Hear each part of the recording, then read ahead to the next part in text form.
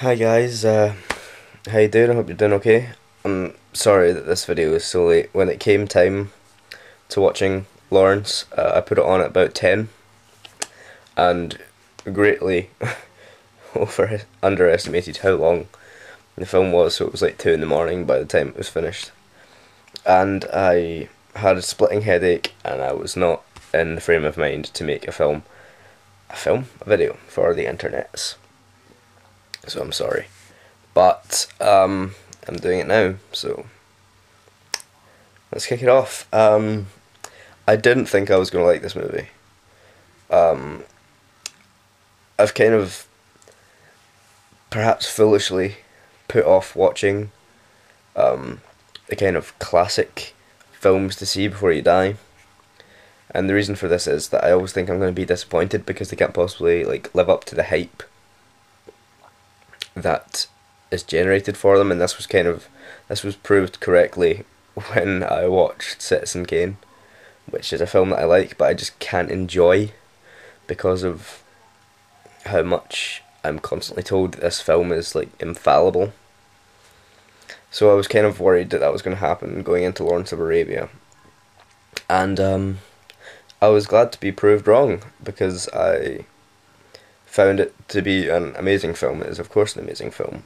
It's a beautiful film cinematically. The score is wonderful. The acting is indeed, as both of you guys have said, fantastic. Um, so yeah, it is a wonderful film. And Jesse, I took your point on board that I don't really know much about World War One. I think I didn't take history, but I think we get taught World War Two as well. Um, but yeah, World War One isn't focused upon as much, and maybe it is for the reasons that you said. But yeah, I just don't know much about World War One compared to World War Two. So it was interesting to have this film during the First World War. The film is incredibly long, and because of that, kind of hard to sit through. I don't think that means that I have a short attention span. Um, People that complain about the length of the movie tend to be bombarded by kind of the sort of upper class bourgeoisie kind of film people, basically saying they have a short attention span. I don't think that's entirely the case, but I think because the first half goes so slowly, it is a very long film to sit through. I think if the whole 4 hours were taken up at the same pace as part two of the film, I don't think it would be I don't think it would feel so long to sit through. But because the first act of the film drags on for so long and takes so long to get to its point, it does feel a lot longer. Um, I think a movie like this could be made nowadays, and it probably would. It probably wouldn't be made 4 hours long, and it wouldn't be as slow.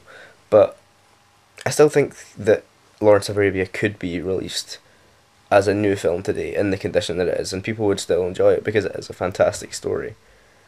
Um, the amounts to which it is a true story, apparently, are actually quite skeptical. Because it's based on No, it's not based on Peter O'Toole's. Fucking, that's ridiculous. It's based on T.E. Lawrence's autobiography, which, according to historians, is greatly inaccurate and exaggerated. So,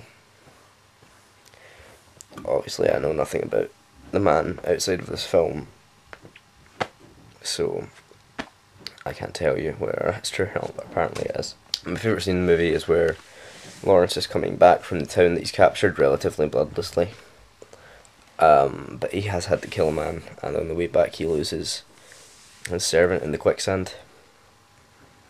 And he gets back to base dressed up in his full Arab regalia, sits down at the bar and says, "We captured them. And we captured them, took them all prisoner." Well, not all of them prisoner, there were some who died. Too many, really. I'll have to do better next time, which is of course a fantastic foreshadowing to what actually happens in the second act. And that entire scene is quite wonderful, where you see Lawrence just sitting, looking destroyed at the monster that he's become, having killed the man and let the boy fall into quicksand. Of course, later you realise the reason he's really up. You're told the reason he's really upset, and it's a little bit different, but it's a very cutting scene. Neil,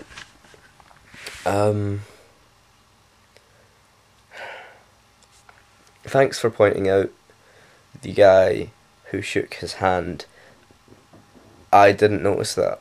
When he got slapped in the face by the guy, I didn't realise that it was the same character. I knew that he must have appeared earlier in the film when Lauren said he recognised him, but I couldn't pinpoint who it was because I was like going through this entire movie with a blinding headache, so I kind of missed quite a few points.